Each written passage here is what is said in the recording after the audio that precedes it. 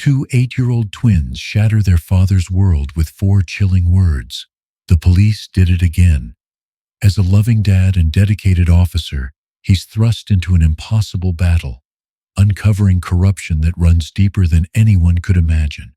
What he chooses to do next will change everything. Will he protect his badge or his children? Stay tuned for a story of betrayal, justice, and courage that will leave you speechless. Before we begin, let me know where you're watching from in the comments below. And if you love stories like this, don't forget to subscribe so you won't miss a thing. The door to the modest Charleston home creaked open as Marcus Carter stepped inside, weary from another grueling day at the precinct. He dropped his keys on the kitchen counter, their metallic clink echoing in the silence. For a moment, he allowed himself to breathe, his shoulders sagging as he let the weight of the day slip away, until he saw the twins standing in the doorway to the living room. Jordan's face was pale, his lips pressed tightly together, while Jasmine's eyes glistened with unshed tears. She clutched a crumpled piece of paper in her small hands, trembling as though the words written on it burned her fingers. Marcus froze, instantly alert. "Daddy," Jasmine began, her voice shaky yet sharp with accusation. "The police did it again." Marcus blinked. He stepped closer, instinctively lowering his voice. "What are you talking about, sweetheart?" Jordan spoke this time, his voice rising in frustration. "They hurt Mr. Ramirez. We saw it after basketball practice. They stopped his car, pulled him out, and threw him on the ground. He wasn't doing anything wrong." Jasmine thrust the paper at him. It was a flyer from their school, detailing a community meeting about racial justice. She pointed at the bold letters scrawled across the top. "Stop police violence now." "They did it right in front of us, Dad," she said, her voice breaking. "How could they do that? And why don't you stop them?" Marcus's stomach churned. He knelt to their level, his heart sinking as he saw the mixture of confusion and betrayal in their young faces. I didn't know," he stammered, his words faltering. "You didn't know?" Jasmine's voice sharpened, cutting through him like glass. "You're a police officer. How can you not know? You're supposed to protect people like Mr. Ramirez." Marcus opened his mouth to respond, but no words came. What could he say? That he hadn't been there, that he wasn't responsible for the actions of others. Excuses felt hollow under the weight of their accusing stares. Sophia's voice broke the tense silence. "What's going on in here?" She stepped into the room, her gaze darting between Marcus and the twins. Her calm demeanor shifted as she took in Jasmine's tear-streaked face and Jordan's clenched fists. "Your children saw something today," Marcus said, standing. "Something they shouldn't have had to see." Jordan exploded. "Something you should have stopped." Sophia froze, her eyes narrowing. "What did they see?" "They saw Mr. Ramirez being harassed by the police," Marcus said quietly. It sounds like it was bad." Sophia's expression hardened. "Bad? Marcus, this is exactly why I've been asking you to speak up at work. You can't just keep pretending none of this is happening." "I'm not pretending," Marcus snapped, the tension breaking his usual measured tone. "You think it's that simple? That I can just walk into the precinct and call everyone out? Do you know what happens to officers who try to change the system from the inside?" Jasmine's sobs stopped him cold. "So you won't stop them," she whispered, her voice so small it felt like a blade. "You're just like them." The words struck him like a blow, stealing the air from his lungs. He took a step back, shaking his head. No, Jasmine, I'm not." "But you wear the same uniform," she shouted, the raw emotion in her voice leaving no room for denial. "You say you're different, but what have you done to prove it?" Sophia placed her hands on the twins' shoulders, her own expression tight with frustration and pain. "Enough, Jasmine," she said softly, though her eyes remained fixed on Marcus. "Go upstairs. I'll come tuck you in soon." Jordan hesitated, his brow furrowed. "Mom, what if they come after us, like they did to Mr. Ramirez?" "They won't," she said firmly, brushing his cheek with her hand. "You're safe. Go on." The twins retreated up the stairs, their heavy footsteps echoing in the strained silence. When the door to their room finally clicked shut, Sophia turned back to Marcus, her composure slipping. "Do you see what this is doing to them? They're 8, Marcus. They shouldn't have to live in fear every time they see a police car drive by." "You think I don't know that?" Marcus snapped, his voice rising. You think I don't hate this as much as you do? Do you? She challenged, stepping closer. Because all I see is a man too afraid to stand up for what's right. And now your children see it too. Marcus opened his mouth, but again, no words came. Sophia's shoulders sagged, her anger giving way to exhaustion. I know it's not easy, Marcus, she said, her voice quieter now. But you need to figure out what side you're on, because you can't keep straddling this line. It's tearing us apart. The words hung in the air like a judgment. Marcus watched as Sophia turned and walked out of the room, leaving him alone with the flyer still clutched in his hands. He sat down heavily on the couch, staring at the crumpled paper. The bold words blurred in his vision, and for the first time in years, Marcus felt utterly helpless. His children's voices echoed in his mind, cutting deeper than any accusation from strangers ever could. How could he protect them from a world he was supposed to be a part of? The silence in the Carter household stretched long after Marcus sat alone in the living room, the flyer crumpled in his hands. His wife's words echoed in his mind. You need to figure out what side you're on. Upstairs, the muffled sounds of Jordan and Jasmine whispering to each other only deepened his guilt. He had always believed that joining the force would make him part of the solution, but now even his own family doubted him, and for the first time, so did he. The next morning, Marcus stepped into the precinct with a practiced calm. The familiar scent of coffee and stale air filled his senses, grounding him. But as he walked through the halls, every glance from his colleagues felt sharper than usual, every offhand comment laced with something unspoken. The tension that had taken root in his mind at home now seemed to follow him here. At the corner of the precinct's open office space, a heated conversation caught his attention. Lieutenant Kelly stood with a group of officers, his voice carrying above the others. You've got to stop coddling these complaints, Kelly said, his tone dripping with disdain. These so-called victims will say anything for a payout. It's a witch hunt, plain and simple. Marcus paused near his desk, carefully placing his bag down as if the noise would draw unwanted attention. He couldn't ignore this. Not today. Officer Bennett, a younger recruit, hesitated before replying. But the footage from the last case, it's pretty bad, sir. That guy didn't seem to be resisting at all. Kelly's laugh was sharp and dismissive. Footage only tells part of the story, kid. You'll learn that soon enough. Marcus's stomach churned as he watched Kelly's imposing figure lean closer to Bennett. Remember this, Kelly continued, his voice lower but no less venomous. We protect our own.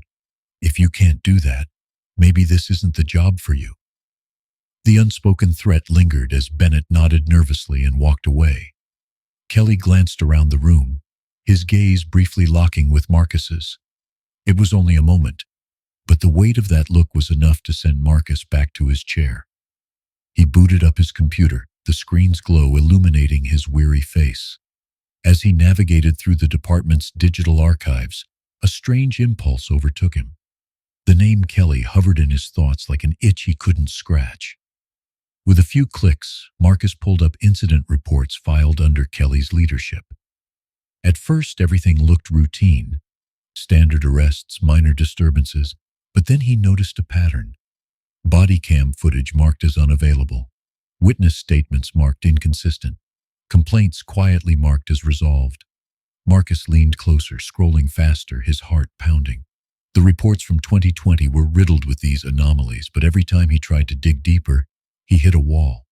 Files were restricted or flagged with administrative locks. Frustrated, Marcus leaned back in his chair, rubbing his temples. A knock on the desk startled him, and he looked up to see Evan Mitchell, his longtime partner, standing there. You look like hell, Evan said, raising an eyebrow. Late night? Something like that, Marcus replied, his tone guarded.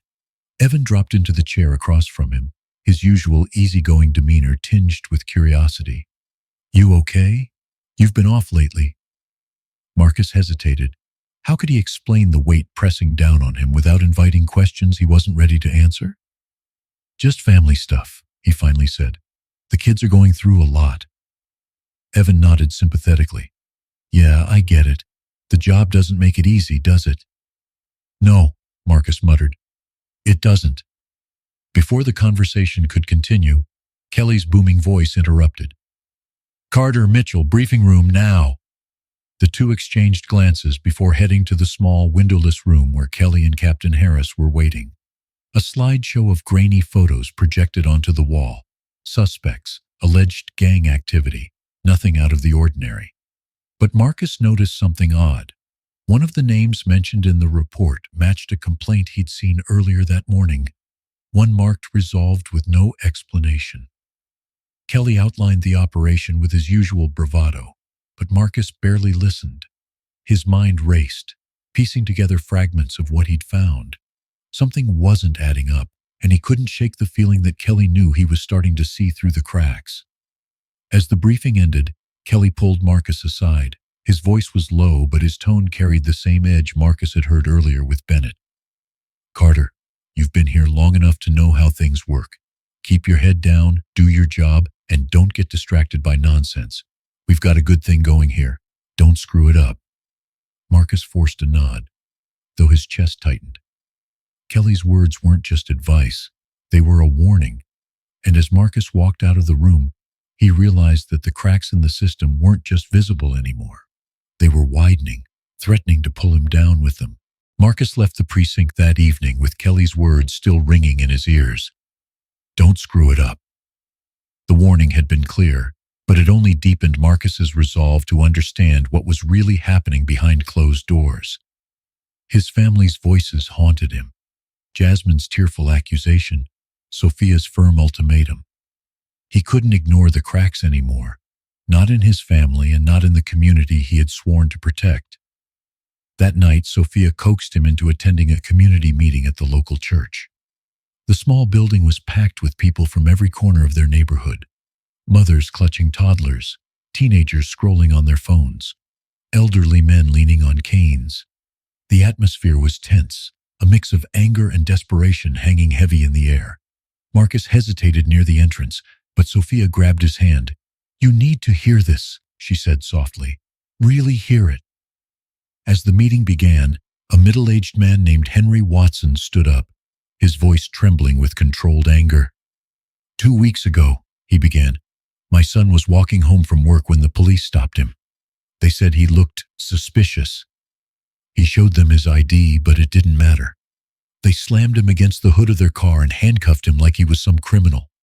Murmurs of agreement rippled through the crowd. A woman in the back shouted, They did the same thing to my brother. Henry continued, his voice breaking. My boy is 19, and now he won't even leave the house. He's scared of the people who are supposed to protect him. Marcus shifted uncomfortably in his seat. He wanted to defend the uniform, to argue that not all officers were like that, but the raw emotion in Henry's voice silenced him.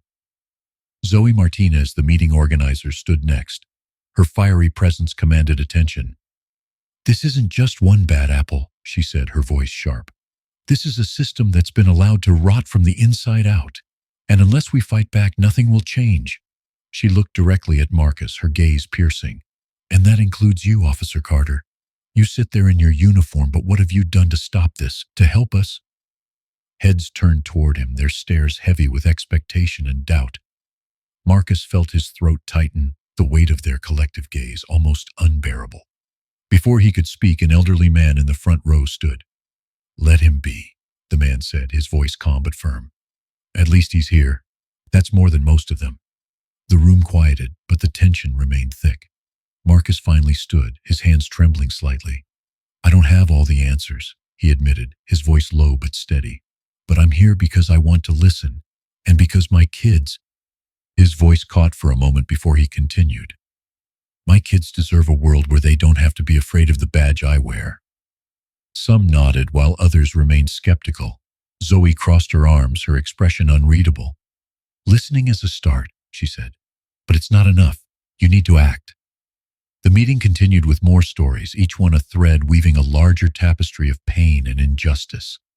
A single mother described how officers stormed her home during a no-knock warrant, terrifying her children. A young man shared how his friend was beaten during a traffic stop. The common thread was clear. A system built to protect had instead bred fear and distrust. By the end of the meeting, Marcus felt like he was carrying the weight of every story on his shoulders. As the crowd began to disperse, he lingered near the back, unsure of what to say or do. That's when Zoe approached him.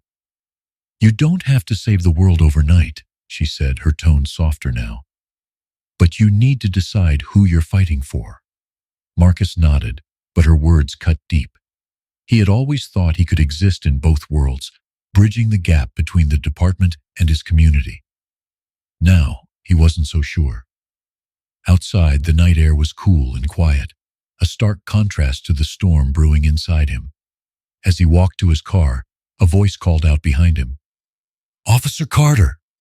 He turned to see Henry Watson approaching. The man's expression was weary but earnest. "I just wanted to say, thank you for coming. It means something. It might not seem like it, but it does." Marcus offered a small smile, though the guilt still gnawed at him. "I'll do what I can," he said, though he wasn't sure what that meant yet. As he drove home, Marcus replayed the stories in his mind. Each one felt like another crack in the foundation he had built his career on. He glanced at the rearview mirror, catching his own reflection.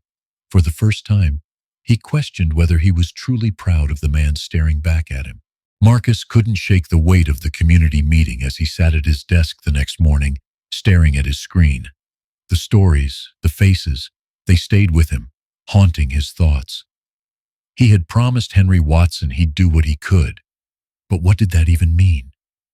His hands hovered over the keyboard, the faint hum of the precinct's air conditioning filling the silence. The system he had sworn to serve suddenly felt like a wall of shadows, hiding more than it revealed. He was jolted back to reality by a notification on his computer. An email had arrived, sent from an untraceable address. The subject line read, "Want proof? Look deeper into the 2020 reports." His pulse quickened as he clicked it open. The message was brief, but chilling. "Check body cam logs. Focus on Kelly and his inner circle. Start with April." Marcus leaned back in his chair, scanning the room to see if anyone had noticed him. Most of his colleagues were too engrossed in their own tasks, but a gnawing sense of paranoia crept in. His finger hovered over the delete button, but he couldn't bring himself to press it. Something about the email felt real, urgent. By lunchtime, Marcus was in the precinct's archive room, an unassuming basement space filled with rows of dusty file cabinets and computer terminals. The flickering fluorescent lights above him buzzed faintly as he sifted through digital records, pulling up reports from April 2020. At first, the logs seemed standard, routine arrests, minor incidents. But then, he noticed a recurring pattern, files marked corrupted or incomplete. The officers involved? Kelly, Thompson, and others from their circle. He double-clicked on one flagged incident, a routine traffic stop that ended in a civilian complaint. The body cam footage was unavailable, and the witness statement had been marked inadmissible. Digging further, Marcus cross-referenced the complaint with internal emails and found a memo stating, "Handled. No further action needed." His chest tightened as he realized this wasn't an isolated case. It was a system, a carefully constructed web of omissions and cover-ups. Just as he was about to print one of the memos, a voice startled him. "Carter, you working overtime now?" He turned sharply to see Officer Evan Mitchell standing at the door holding 2 coffees. "Relax, man," Evan said with a chuckle. "You look like you've seen a ghost." Marcus forced a laugh, taking one of the cups Evan offered. "Just catching up on paperwork," he said, keeping his tone light. Evan leaned against the doorframe, his casual demeanor making Marcus uneasy. "You might want to be careful poking around too much down here," Evan said, his voice dropping slightly. "Sometimes it's better not to know." Marcus's blood ran cold, but he nodded, masking his unease. "Yeah, good advice." That night, Marcus pulled into his driveway, his mind racing with everything he'd uncovered. As he stepped out of his car, he noticed it. A black SUV parked across the street. Its engine idled, and the windows were too dark to see inside. He stood there for a moment, staring, before shaking his head and heading inside. After dinner, Jasmine called him to the living room. "Dad, there's someone outside," she whispered, her voice tinged with fear. Marcus joined her at the window, peeking through the blinds. The SUV was still there, its headlights casting faint beams onto the pavement. Sophia appeared behind him, her arms crossed. "That's the second time this week," she said. "Who is it?" "I don't know," Marcus admitted, his jaw tightening. "But I'm going to find out." Before he could step outside, the SUV slowly pulled away, disappearing into the night. The unease lingered like a bad taste in the air. Marcus couldn't ignore it anymore. Someone knew what he was doing. Later that evening, as the house grew quiet, Marcus sat at the kitchen table with a cup of coffee, staring at the email again. His phone buzzed, breaking the silence. The caller ID was blocked. Against his better judgment, he answered. A voice on the other end was low and distorted. "Stop looking into things that don't concern you, Carter. You've got a family to think about." The line went dead before Marcus could respond. His hands trembled as he set the phone down, his mind racing. This wasn't a warning anymore. It was a threat. Sophia entered the kitchen, her brow furrowed. "Marcus, what's going on?" He hesitated before answering, his voice barely above a whisper. "It's starting, Sophia. They know." She placed a hand on his shoulder, her grip firm. "Then we fight," she said, her voice steady. "Whatever this is, we don't back down." Marcus nodded, her words anchoring him in the storm that was beginning to rage around them. He had a choice to make, and this time it wasn't just about him. The phone call still rang in Marcus's ears as he sat at his kitchen table. The distorted voice warning him to stop was a chilling confirmation. His digging was being noticed, and the shadows in the system weren't going to let him uncover the truth easily. Across from him, Sophia's steady presence was both a comfort and a reminder of what was at stake. The SUV, the call, the threats. It wasn't just about him anymore. His family was now part of the battlefield. The next morning, Marcus sat in his car outside the precinct, staring at the entrance. A storm was raging inside him. Could he keep playing the part of a loyal officer while knowing the system he worked for was corrupted to its core? With a deep breath, he grabbed his badge and stepped out. If he was going to find the truth, he needed to play this carefully. Inside, the precinct bustled with its usual mix of chatter and activity. Marcus nodded at a few passing officers, masking his inner turmoil with a neutral expression. He headed straight to the archive room, determined to pick up where he'd left off. This time, he focused on Kelly's task force, cross-referencing incident reports and financial records. Patterns emerged quickly. Each flagged incident was followed by promotions, suspicious financial transactions, and transferred officers who disappeared quietly from the department's radar. His heart sank as he stumbled upon a name he hadn't expected. Evan Mitchell. Evan, his partner of nearly a decade, had signed off on multiple questionable reports, including one involving a high-profile brutality case from 2020. Marcus felt a sharp pang of betrayal, but he pushed it down, reminding himself that nothing was conclusive yet. "Need something, Carter?" The sudden voice made Marcus flinch. He turned to see Kelly standing in the doorway, his arms crossed and a sly smile on his face. "You've been spending a lot of time in here," Kelly said, his tone casual but his eyes cold. "Paperwork getting to you?" Marcus forced a laugh, his mind racing. "Yeah, just trying to clear my backlog. You know how it is." Kelly's smile didn't waver as he stepped closer, his presence unnervingly calm. "Careful, Marcus," he said softly. "Sometimes digging through old files just stirs up dust, and dust can choke you if you're not careful." Marcus met Kelly's gaze, masking his unease. "Good thing I've got a strong stomach." Kelly chuckled, clapping Marcus on the shoulder. "Keep it that way." He lingered for a moment before leaving, his footsteps echoing down the hall. Marcus exhaled slowly, his pulse racing. The walls felt like they were closing in, but he wasn't ready to back down. Not yet. Later that day, Marcus reached out to Zoe Martinez. They met at a small diner on the outskirts of town, far enough from prying eyes. Zoe arrived with her ever-present notebook and a determined look in her eyes. "You're finally ready to talk?" she asked, sliding into the booth across from him. Marcus nodded. "I found something. Patterns, cover-ups, financial irregularities.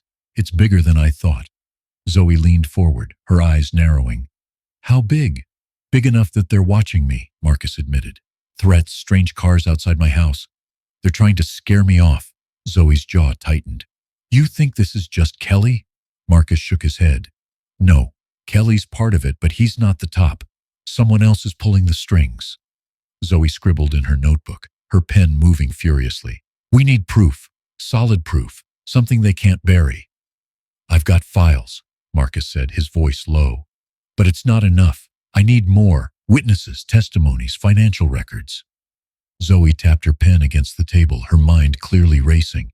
There's someone you need to talk to. Rodriguez. Rodriguez? Marcus frowned. The retired officer? She nodded. He's been off the radar for years, but he knows things. Things about Kelly's task force, about the deals they made. Marcus hesitated, glancing around the diner. You think he'll talk? Zoe's gaze hardened. He has to. People like him need to see this fight isn't over. That evening, Marcus sat in his car outside Rodriguez's modest home. The neighborhood was quiet, the only sounds coming from distant crickets and the occasional car passing by. He knocked on the door, and it opened slightly, revealing a weary, cautious face. Carter? Rodriguez asked, his voice gruff. What do you want? I need answers, Marcus said, his tone firm. About Kelly, about the task force. Rodriguez hesitated before opening the door wider. Come in, he said, his voice heavy, but you're not going to like what you hear. Inside, over cups of bitter coffee, Rodriguez recounted stories that made Marcus's stomach turn. Payoffs, fabricated evidence, and a web of corruption that extended far beyond the precinct. Kelly's just the enforcer, Rodriguez said, his hands trembling as he spoke. The real power's higher up, captains, council members. They protect their own. Marcus left Rodriguez's house feeling both enlightened and overwhelmed. The abyss was deeper than he'd imagined, and now, more than ever, he knew there was no turning back. Marcus left Rodriguez's house with a heavy heart, the retired officer's revelations swirling in his mind like a storm. The corruption he had unearthed was no longer theoretical. It was a living, breathing monster, bigger and more insidious than he had ever imagined. And the deeper he dug, the more isolated he felt. Trust was becoming a rare and fragile thing, and Marcus wasn't sure who in his life he could count on anymore. When he walked through the front door that evening, he was met with silence. Sophia sat on the couch, her arms crossed, her eyes fixed on the television where a news anchor discussed another police misconduct case. The twins were nowhere to be seen, likely tucked away in their room, their young minds processing a world that felt increasingly hostile. You're late, Sophia said, her voice sharp but weary. I had to meet someone, Marcus replied, dropping his bag by the door. He could feel the tension radiating from her. Rodriguez. Sophia turned to face him, her expression hard to read. And? Did he tell you what you needed to hear? Marcus sighed, running a hand over his face. He confirmed it. Everything I've suspected. It's worse than I thought. Sophia shook her head slowly, her tone cutting. And what are you going to do about it, Marcus? Keep sneaking around? Keep bringing this mess closer to our front door? Her words stung, but he couldn't argue with her frustration. I don't have a choice, he said quietly. If I don't do this, who will? They're counting on people like me to stay silent. People like you? Sophia snapped, standing now, her voice rising. What about people like us, your family? What happens to us when they decide to stop threatening and start acting? Have you thought about that? Marcus stepped closer, his hands raised in a placating gesture. Sophia, I'm doing this for you, for the twins, for every family out there who's been hurt by this system, she scoffed, turning away. You're doing this for your conscience, Marcus. Don't pretend it's anything else. The words hit like a punch, and Marcus had no response. The silence that followed was deafening, broken only by the faint creak of floorboards as Jordan appeared at the top of the stairs. Is everything okay? He asked hesitantly, his small voice cutting through the tension. Sophia forced a smile, waving him back. Everything's fine, sweetheart. Go back to bed.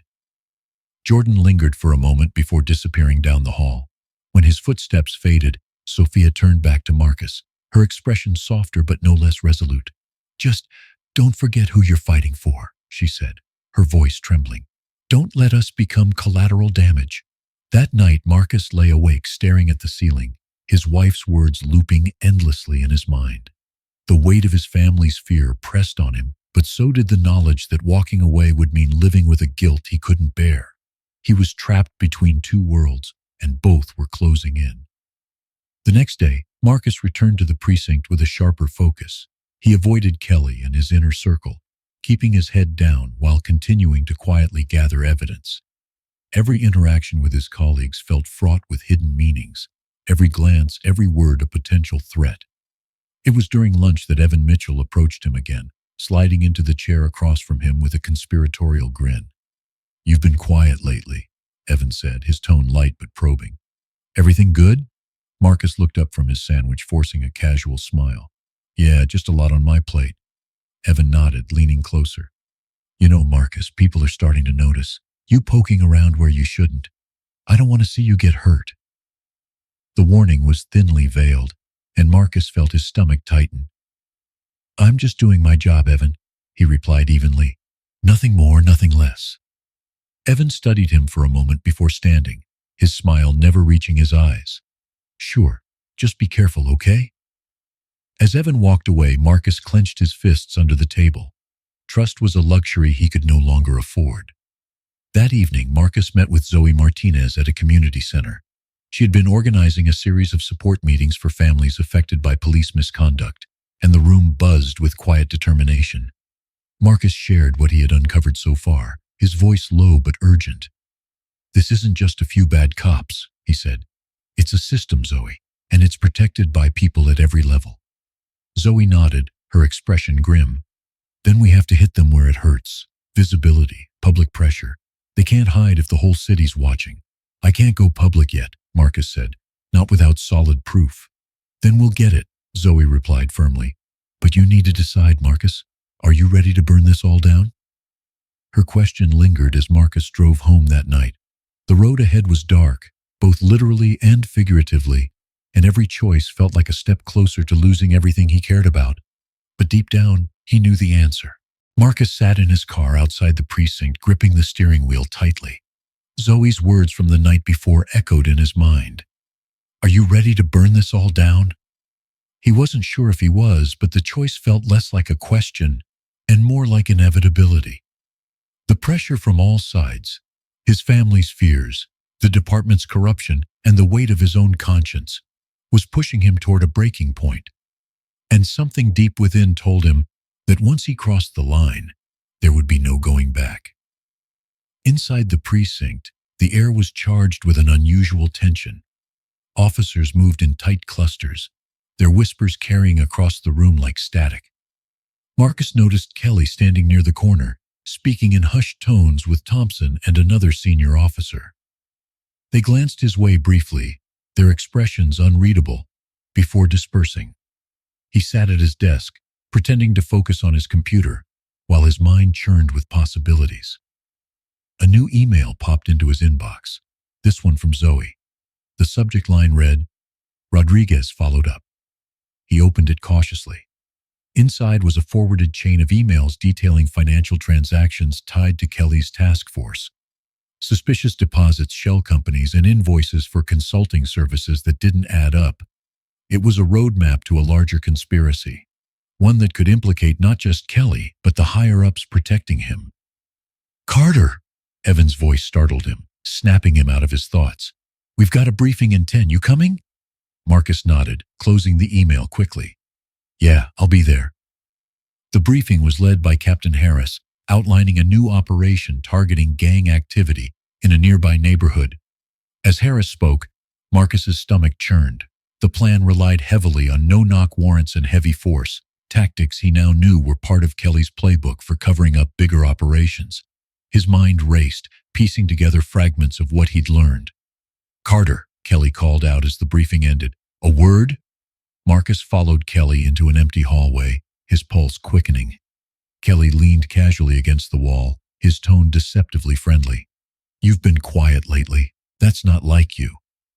"I've just been keeping my head down," Marcus replied carefully. Kelly's smile didn't reach his eyes. "Good. That's the best way to stay out of trouble. But if you ever feel conflicted, just remember, loyalty isn't optional around here." The implication was clear, and Marcus nodded, swallowing his unease.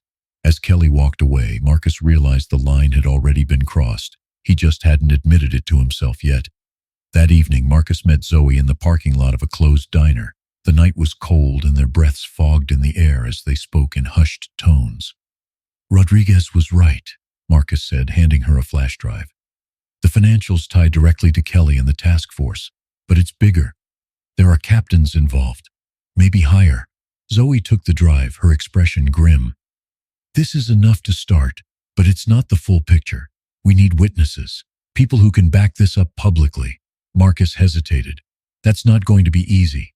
Most of the people involved are either complicit or too scared to talk." Zoe's jaw tightened.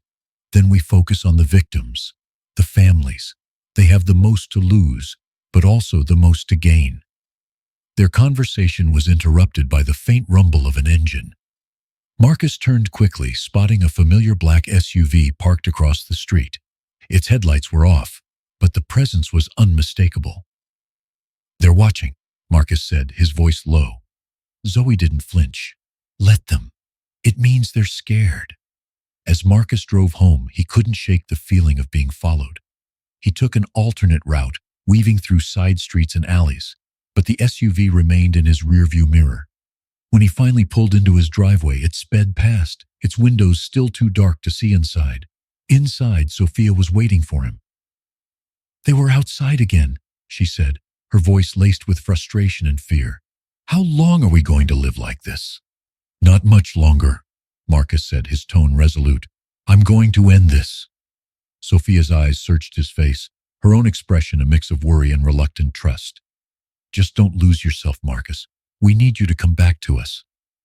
That night, Marcus sat at the kitchen table, organizing files and reviewing everything he had gathered.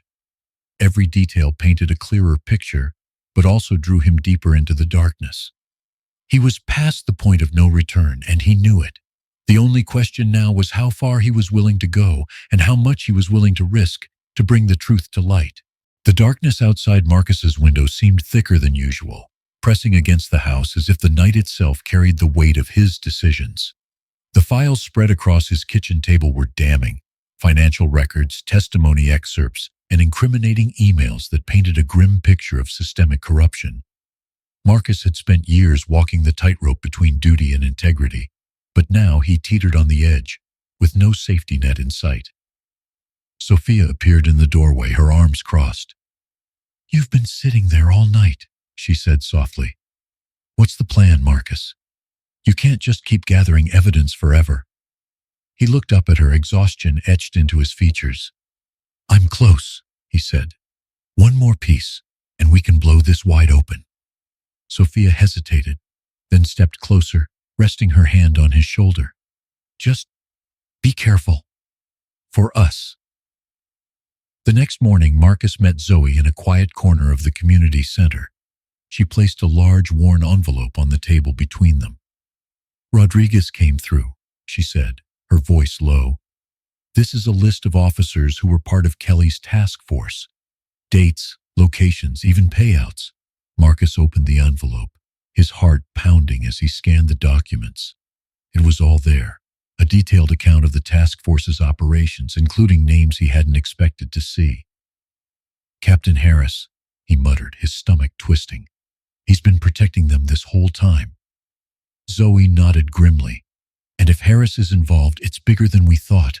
We need to move quickly." But before they could finalize their plan, Marcus's phone buzzed. The screen displayed an unknown number. He hesitated, then answered. "Carter," a familiar voice drawled. It was Kelly. "We need to talk." Marcus's throat tightened. "About what?" Kelly chuckled. "Let's not play games. Meet me at the lot on Riverside, tonight, and don't bring your little friend." The line went dead. Zoe frowned as Marcus relayed the message. "It's a trap," she said flatly. "I know," Marcus replied, "but I don't have a choice. If Kelly suspects I'm onto him, he could make this even worse." That evening, Marcus parked his car in the abandoned lot on Riverside. The faint hum of the city echoed in the distance, but the lot itself was eerily quiet. Kelly's figure emerged from the shadows, his hands casually in his pockets. "Carter," Kelly said, his voice calm but edged with menace. "I'm disappointed in you." Marcus didn't respond. his posture tense. You're digging where you don't belong, Kelly continued, stepping closer. And for what? To be a hero? Let me tell you something. Heroes don't last long in this world. I'm just doing my job, Marcus said evenly. Kelly smirked. Your job is to follow orders, not play detective. You think you're the first to try this? You won't get far. Marcus stood his ground. Maybe not, but I have enough to make sure you don't get far either. Kelly's smirk faltered for a moment before he regained his composure. You really think you can take me down? This isn't just about me, Carter. This is bigger than both of us.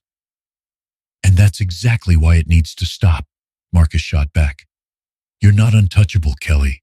None of you are. The tension crackled like static in the air. For a moment, neither man moved.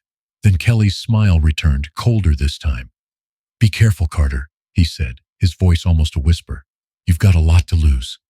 As Kelly walked away, Marcus felt a chill run through him. The encounter had only confirmed what he already knew. He was in deeper than he'd ever imagined. And now the clock was ticking. When Marcus returned home, Sophia was waiting. What happened? She asked, her eyes scanning his face. Kelly knows, Marcus said, his voice heavy, and he's not going to back down. Sophia's jaw tightened. Then you need to make your move, Marcus, before he makes his.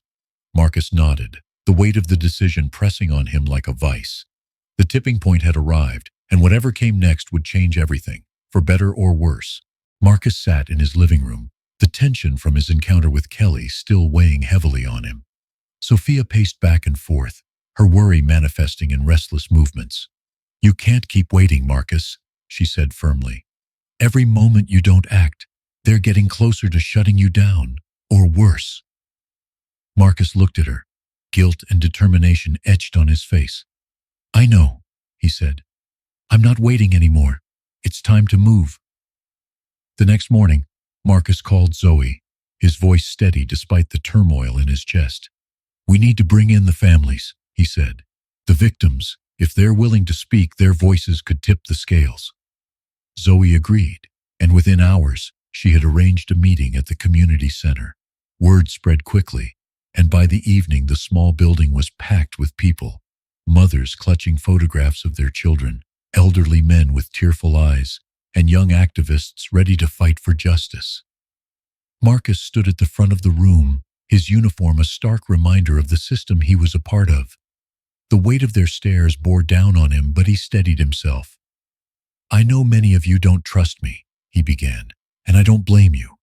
But I'm here because I believe this system can change, and because I need your help to make that happen. A murmur rippled through the crowd. Henry Watson, the father Marcus had met weeks earlier, stood. How do we know this isn't just another promise that leads nowhere? He asked, his voice steady but tinged with doubt. Marcus met his gaze. Because I'm risking everything, my career, my safety, my family's safety. I wouldn't do this if I didn't believe it could make a difference. Henry nodded slowly, his expression softening. Then let's make it count. Over the next hour, story after story poured out. A single mother described how her teenage son had been wrongfully arrested, his life derailed by a criminal record. An elderly woman recounted the night officers barged into her home, shattering her sense of safety. A young man shared footage of his brother's arrest, the excessive force captured on his phone. Each story was a seed planted in the fertile ground of collective resolve. Zoe recorded everything, her determination evident in every scribbled note and recorded clip. The momentum was building, and Marcus could feel it. A shift, a spark. As the meeting wrapped up, Zoe pulled Marcus aside. This is big, she said, her voice low but urgent. But it's not enough. We need a public face, someone willing to step forward and demand change. Marcus hesitated, his mind racing through the possibilities. I'll do it, he said finally. But we'll need a plan, something they can't ignore. The next day, Marcus and Zoe met with a local journalist, Maria Evans, known for her fearless investigative reporting. Maria had been following the story from the sidelines, but now, with the evidence Marcus had gathered and the testimonies Zoe provided, she was ready to take it mainstream. This could blow the lid off the whole thing, Maria said, her eyes alight with determination. But it's going to paint a target on your back. Marcus nodded. I'm already a target. Might as well make it count. Within days, the story broke. Local news stations aired interviews with victims, their faces blurred but their voices raw with emotion. Clips of protests, photographs of families holding signs, and snippets of Marcus's investigation painted a damning picture of the department's corruption. The backlash was immediate.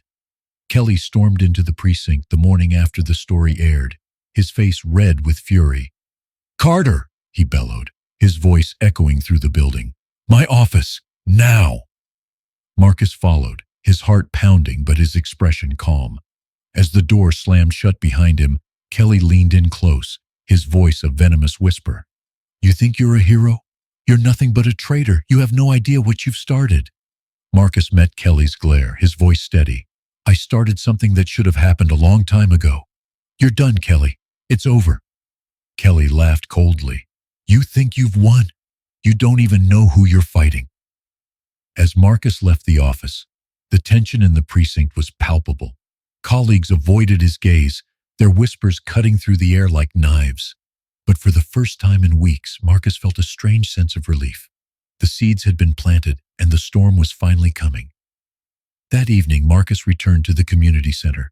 The room was alive with energy, families organizing rallies, activists coordinating with local leaders, and Zoe standing at the center, her determination fueling the room. "We're just getting started," Marcus said as he approached her. Zoe nodded, a rare smile breaking through her serious demeanor. "Let's make sure we finish it." The community's momentum was undeniable. The story had ignited a fire, and Marcus could feel the shift in the air. Families who had once been too afraid to speak out were now stepping forward, their voices growing louder with each passing day. At the center of it all, Marcus stood, no longer hiding in the shadows, but leading the charge. The seeds of change were beginning to sprout, but the battle was far from over. Maria Evans's exposé was everywhere. News outlets picked it up, amplifying the voices of the victims and drawing attention to the systemic corruption within the police force. The images of grieving families, protesters marching in solidarity, and Marcus's bold stand against his own precinct captivated the public. But with visibility came risk, and Marcus knew the danger was escalating. One evening, as Marcus returned home, he found a note taped to his door. "You've gone too far. Stop now, or pay the price." The threat was blunt, but it only fueled his resolve. He brought the note inside, showing it to Sophia. Her face paled as she read it. "Marcus, this isn't just about you anymore. They're threatening all of us." "I know," he said, his voice firm. "That's why we have to see this through. If we stop now, they win."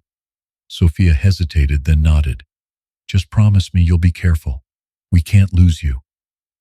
The next day, Marcus joined Zoe at the community center to finalize their plans for an upcoming rally.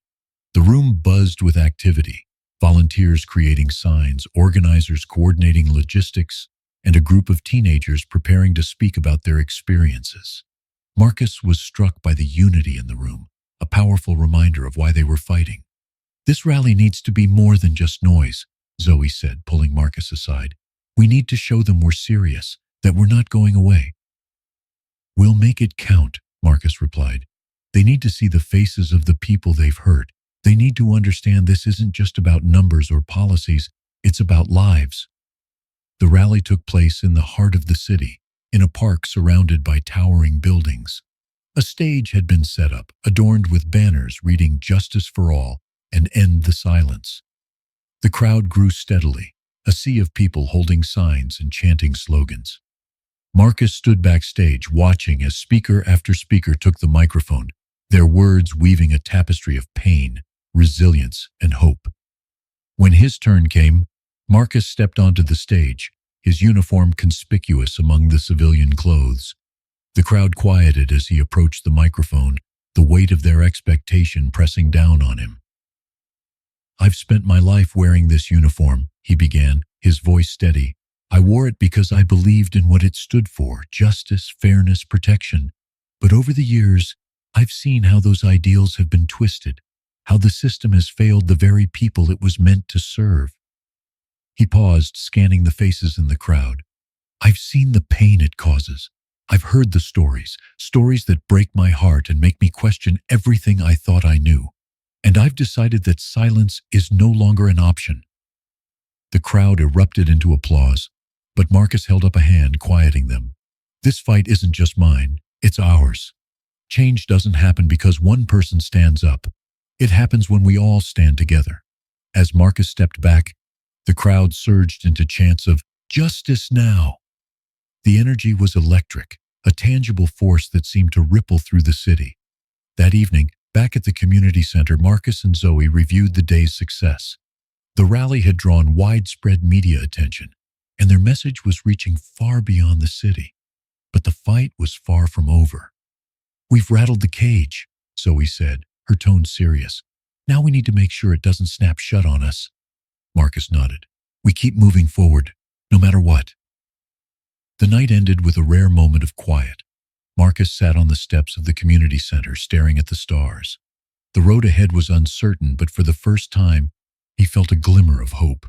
Justice was no longer a distant dream, it was in motion. The rally had ignited a spark that reverberated far beyond the park.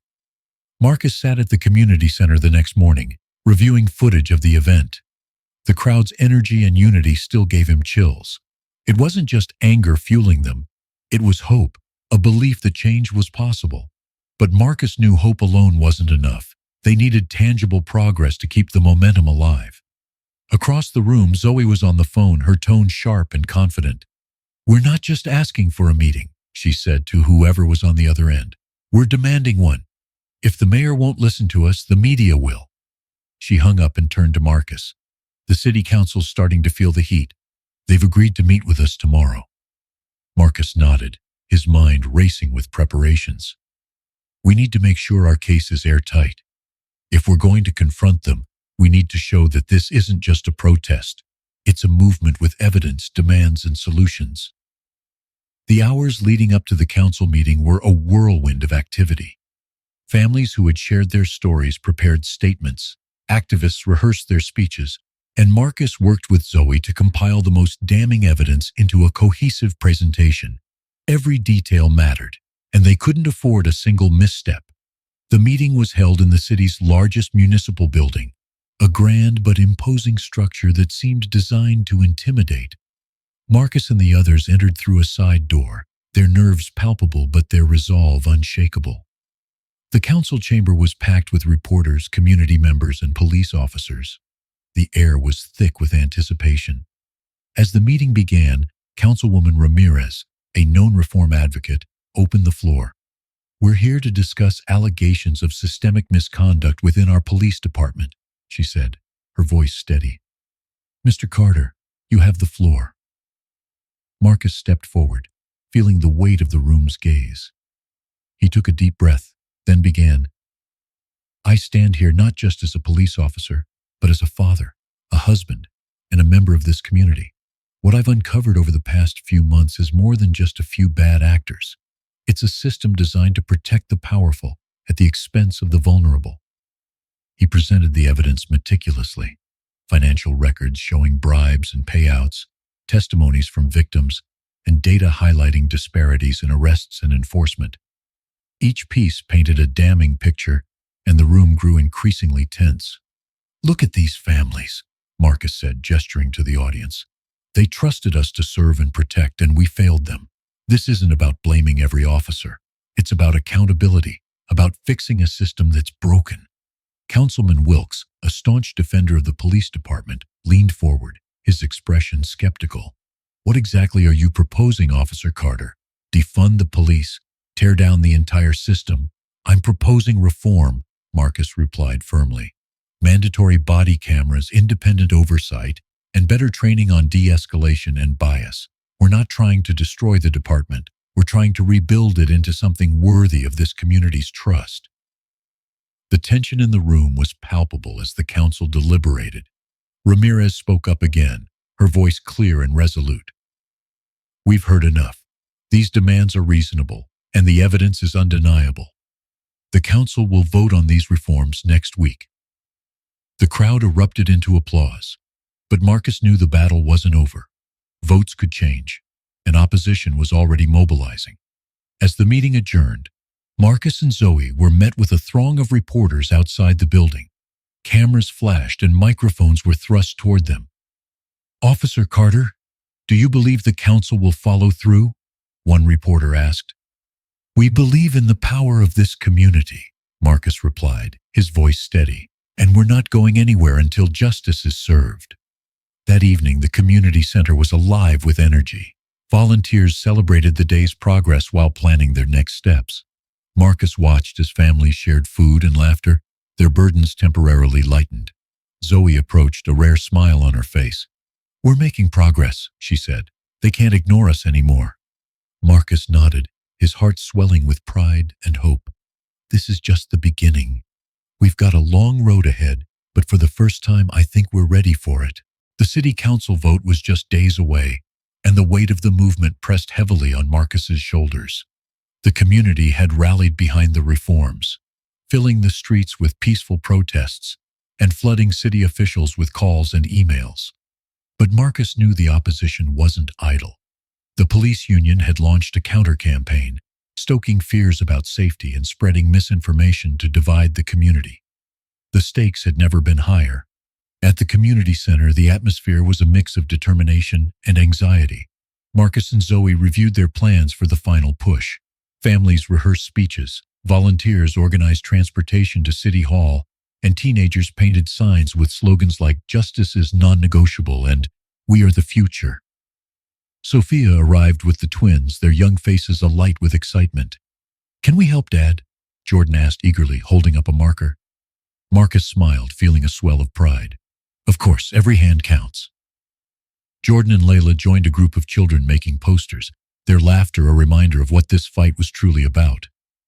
Watching them, Marcus felt a renewed sense of purpose. This wasn't just about policies or politics. It was about building a future where his children could live without fear. That evening, Marcus met with Maria Evans to discuss the next steps. The journalist had been instrumental in keeping public attention on the issue, her articles cutting through the noise with clarity and conviction. "You've done something incredible, Marcus," Maria said, sipping her coffee. "But you need to be ready. If the council votes against the reforms, the backlash will be brutal." Marcus nodded, his expression resolute. "We'll keep fighting. They can't silence us." The day of the vote arrived, and City Hall was a sea of people. Supporters packed the chambers, their presence a powerful testament to the movement's reach. Outside, thousands more gathered, their chants echoing through the streets. Inside, Marcus sat with Zoe and Sophia, flanked by families who had become like an extended family. Councilwoman Ramirez began the session, her voice steady but charged with emotion. "Today we decide not just the future of our police department, but the future of trust between our community and those sworn to protect it." The vote was tense. Each council member's decision met with murmurs or cheers. When the final tally was announced, the room erupted. The reforms had passed by a narrow margin, a victory that felt both hard-won and bittersweet. As Marcus stepped outside, the crowd surged toward him, their cheers ringing in his ears. Reporters surrounded him, their cameras capturing his every move. "What's next, Officer Carter?" one asked. Marcus paused, his voice strong but measured. "This is a victory, but it's just the beginning. Real change takes time, commitment, and accountability. We're ready to keep fighting." The following weeks saw the implementation of the reforms. Body cameras became mandatory, an independent oversight board was established, and officers underwent extensive training on de-escalation and bias. It was far from perfect, but it was a start. The community center became a hub of activity, hosting workshops, support groups, and events that fostered connection and understanding. Zoe spearheaded a mentorship program for young activists, while Marcus worked to build bridges between the department and the community. One afternoon, Marcus and Jordan walked through the park where the first rally had been held. The air was crisp, the trees adorned with the vibrant hues of fall. They stopped by a newly installed plaque commemorating the movement's achievements. Jordan looked up at his father, his eyes wide with curiosity. "Did we really change the city, Dad?" Marcus knelt down, resting a hand on his son's shoulder. "We planted the seeds, Jordan. Now it's up to all of us to make sure they keep growing. The dedication ceremony later that day was a powerful reminder of how far they had come. Families, activists, and officials gathered to celebrate the progress they had made. Marcus stood beside Zoe and Sophia, his heart full as he watched Jordan and Layla present a piece of artwork they had created, a mural symbolizing unity, resilience, and hope. As the sun set, casting a golden glow over the gathering, Marcus took the microphone one last time. "This isn't just a story of struggle," he said, his voice resonating through the crowd. "It's a story of resilience, of people coming together to build something better. This is our legacy, a legacy of hope." The crowd erupted into applause, their voices rising like a tide of affirmation. Marcus stepped back, his family surrounding him. For the first time in months, he felt a deep sense of peace. The fight wasn't over, but they had proven that change was possible. As the evening gave way to night, the park remained alive with laughter and conversation. Marcus looked around at the faces of those who had fought alongside him, their determination now tempered with hope.